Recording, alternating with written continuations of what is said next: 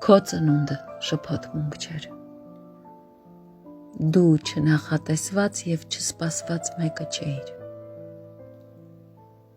Ինչքան էլ որ հիմա չարի քեզ մտքեր է բերում, որ դու անպետք ես, դա ամենևին այդպես չէ։ Դու պետք ես Աստծուն։ Նա սիրում է քեզ քո դրական և բացասական կողմերով։ Հաճախ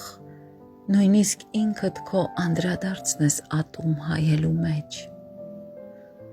Բայց Աստված սիրում է քեզ հենց այդպիսին, քո թերություններով,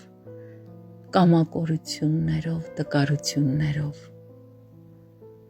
Նա ուրախանում է քո ձեռքբերումներով և սիրով աշխատում քեզ ավելի լավը դարձնել, ճիշտ իր նման։ Դու անտեսված չես։ Գուցե քեզ լքել են, կոտրել ու ցավեցրել, բայց կա մեկը, ով ոչ մի րոպե քո ձեռքը բաց չի թողել։ Նույնիսկ այն ժամանակ, երբ դու ցավից կոտրված գոռում էիր, որ Աստված քեզ չի լսում։ Նա քեզ ավելի ամուր էր գրկում և համբերատար լսում էր քո բողոքները,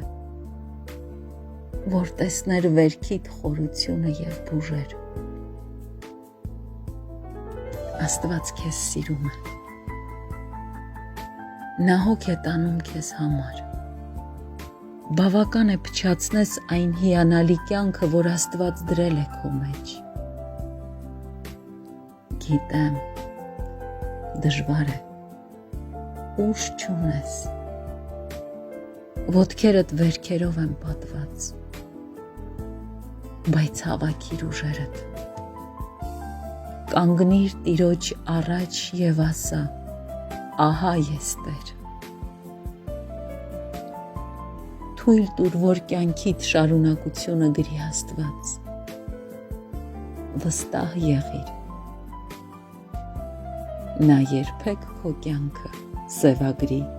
չի վերածի։